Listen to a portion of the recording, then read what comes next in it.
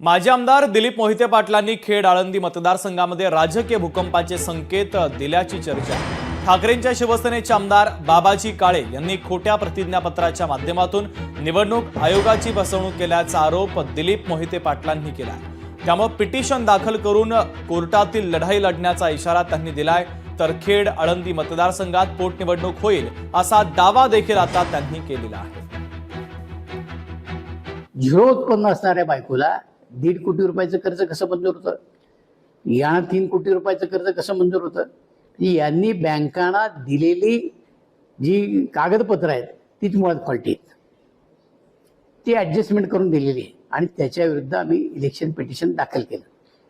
ही सगळी आर्थिक अनियमितता बघून कोर्टानं इलेक्शन पिटिशन दाखल करून घेतलं। वास्तविक तुम्हाला माहिती आहे की इलेक्शन पिटिशन दाखल केल्यानंतर त्याच्यामध्ये जर तथ्य असेल आणि ते चालवण्यायोग्य असेल तरच ते ॲडमिट होतं, अन्यथा ॲडमिट होत नाही।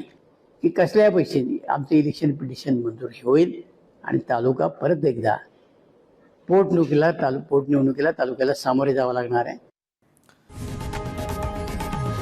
लोकशाही मराठी ऐका, पहा, जागरूक रहा।